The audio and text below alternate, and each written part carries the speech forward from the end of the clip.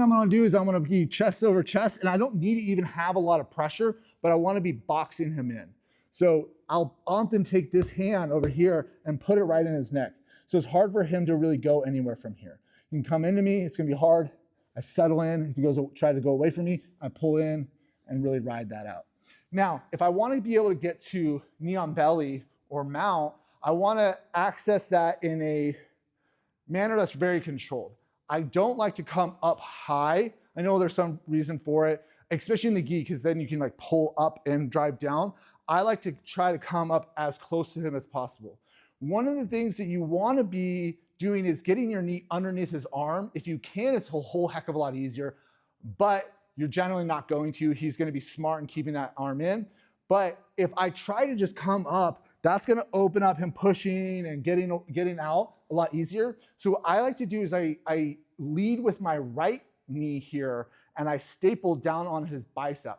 I'm not often gonna be able to staple and stay there, but I'm using that enough to create a distraction and also an easier way for me to put my knee onto his stomach. And I like to create like almost like a seatbelt down here where I'm right on perpendicular to his stomach and I'm putting pressure downward at a 45-degree angle, and I'm not up high on his diaphragm like other knee on bellies. From side control, I'm gonna be having this cross face, I'm gonna be driving in, and I'm gonna shift my weight down towards his stomach a little bit, and I'm gonna come up with my right knee and come to his bicep from here. Then I'm gonna start putting my chest over the top, and that's not gonna be enough. He's gonna be, getting it out and everything else like that, but I'm gonna allow that to like have that split squat here where my knee is now on his stomach.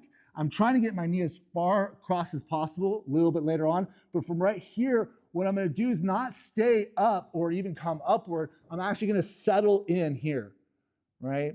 And this is gonna be hard for him to get out of. I'm pulling my left elbow in and I'm making him bear my weight, but not in a way where it's like really on his chest. It's just stapling his hips so he can't get away very easily. If he does try to like buck into me or whatnot, I ride the wave, or tries to get into it or away from me. I ride the wave and I try to get in there. If I can get on an underhook, I'm getting him out almost every single time here. So from here, what I'm gonna do is if I can get underneath, again, I'm gonna go to that forearm, kickstand it out, and I'm gonna bring my right knee as close to him as possible. If I'm underneath his armpit, even better. Then I'm gonna drive my knee all the way to the other side and have my foot kickstand, grab at his other hip. From here, I'm just gonna put all the pressure on his head and scream me over.